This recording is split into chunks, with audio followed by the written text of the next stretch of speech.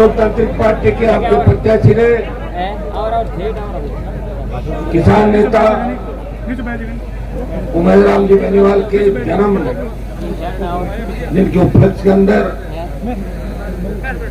जो रिकॉर्ड तोड़ संख्या के अंदर पूरे बायतू विधानसभा क्षेत्र सहित बाड़मेर के कोने कोने से पधारे हुए मौजूद बुजुर्गों, नौजवान साथियों,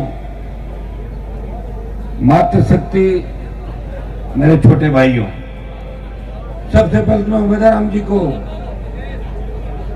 इनके ये तो 40 साल का हो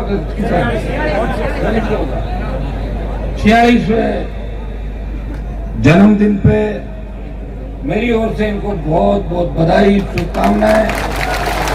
और उन्होंने पूरे इलाके को याद किया, पूरे इलाके का आशीर्वाद लेने के लिए सुबह से लोक देवताओं के मंदिरों के शहीद स्मारकों से लेके और यहाँ तक आए। मैं उमेश जी को बधाई देता हूँ इनके जन्मदिन की, बहुत बहुत मेरी तरफ से, बायतू की जनता की तरफ से और पूरे राष्ट्रीय लोकतांत्रिक पार्टी परिवार की तरफ से बहुत बहुत बधाई।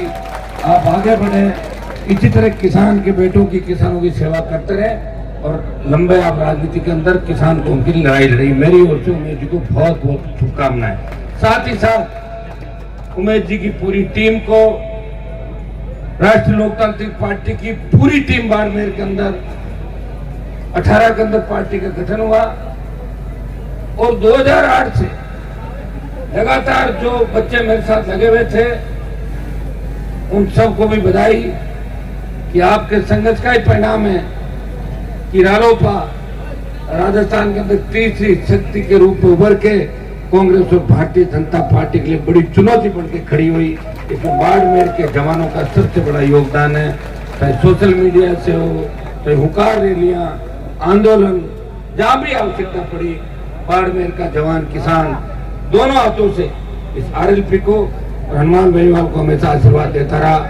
आपका ऋण मेरे ऊपर है और मैं हमेशा एक बात कहता हूँ, इस जिले से मेरा पूर्व जन्म का रिश्ता है कि आपने मुझे हमेशा नई ऊर्जा दी, ताकत दी और उसी का परिणाम है हनुमान बेनीवाल इस किसान कौम के लिए पूरे देश के अंदर किसानों की लड़ाई लड़ रहा है।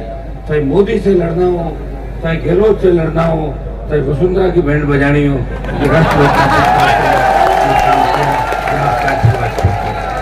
आज उमेश जी के साथ साथ हमारे बावड़ी के प्रधान भाई राजूराम जी खोजा का भी जन्मदिन है, तो ये भी तो मैं मेरे बाद राजू का भाषण करूंगा। धन्यवाद राजू जी,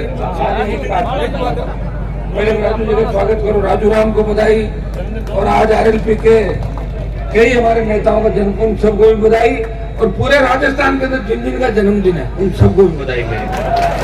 सबको आगे बढ़े। जन्मदिन का अवसर पर एक पल है कि हमें राजस्थान में बदलाव करना है, हमें इस राजस्थान को भय मुक्त, भ्रष्टाचार मुक्त करना है, हमें इस राजस्थान को माफिया से मुक्ति दिलानी है। धोरीमना के अंदर जो जोश आपने दिखाया, जो 9 रैलियां हुई, 18 को टोंक के अंदर बड़ी रैली है, इसका परिणाम यह हुआ कि कांग्रेस की सरकार डर गई, बजरी माफिया अपनी दुकान समेटने में लग गया।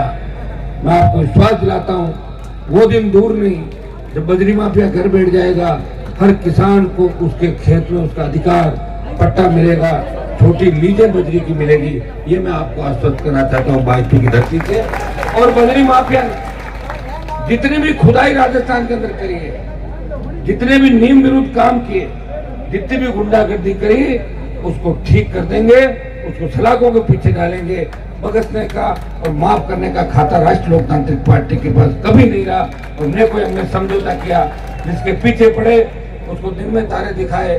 लड़ाई बड़ी हो गई, सरकार से लड़ाई थी, कांग्रेस सरकार से लड़ाई थी और दिल्ली में जिनके साथ जाके बैठे किसान तकलीफ में था, और जब किसान तकलीफ में था तो देश के किसानों ने पुकारा, हनुमान जी आप वीर तेजा जी के भक्त हो, आप क्षमा बाबा के भक्त हो, दशनाथ जी के भक्त हो, राम पीर का जयकारा करते हो, आप हमारी मदद करो।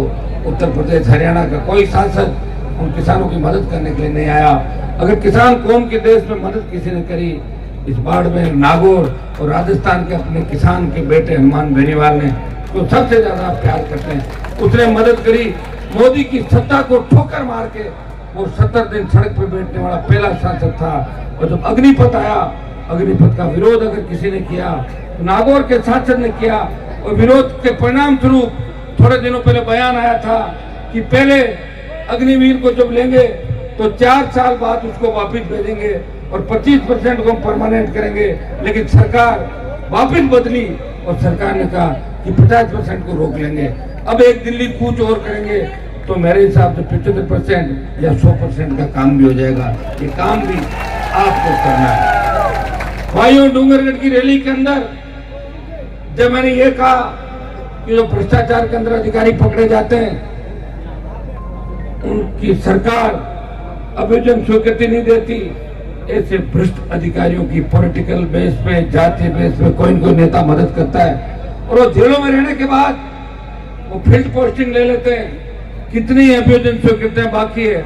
और मैं डूंगरगढ़ी रैली के 2 दिन बाद मैंने जब अखबार पढ़ा तो 1 दर्जन की अभियोजन स्वीकृति सरकार ने दे दी और उनका काम तमाम होने की स्थिति में आ गया। बचे हुए बहुत से लोग ऐसे हैं, अरे भाई तुम साइड में हो जाओ, सुनो, ये जो पीछे बैठे हैं उनको भी देखने दो।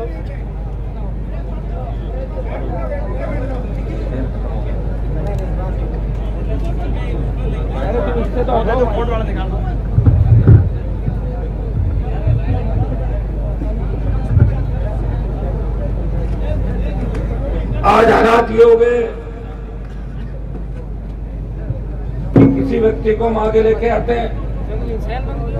मुझे सबसे बड़ी पीड़ा उस वक्त होती है जब हम जिन माफियाओं के खिलाफ लड़ते हैं और हमें पता चलता है कि हम उस माफिया के खिलाफ लड़ रहे हैं, उनमें हर जिले में हमारा समाज का एक नेता उस माफिया का पार्टनर मिलता है राजस्थान के अंदर। ये तकलीफ वाला काम है भाइयों। अब हमारे से लोगों से लड़े या माफिया से लड़े, बताओ मुझे। तकलीफ इस बात की कि लोग अरबों खरबों कमा गए लेकिन भूख नहीं मिटी। अभी भी पैसे का क्या करेंगे, मरने के बाद साथ लेके जाएंगे पैसे के, बताओ मुझे। और छोटी सी कोई जहाँ चाची भागना पड़ता है, कभी दिल्ली जाके बीजेपी के नेताओं को पेड़ पकड़ते हैं, कभी और कहीं जाते हैं, नींद उनको आती नहीं। कभी ईडी का डर सताता है, कभी सीबीआई का डर सताता है। सीबीआई आती कहीं और है, नींद इनकी उड़ जाती है कि हमारे तक तो सीबीआई नहीं आ रही है। ऐसा काम ही आप क्यों करो जिससे आपको नींद नहीं आए।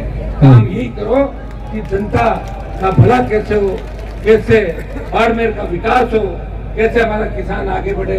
रिफाइनरी के अंदर दुर्भाग्य से बहन जी बैठो नहीं, एक मिनट सुनो।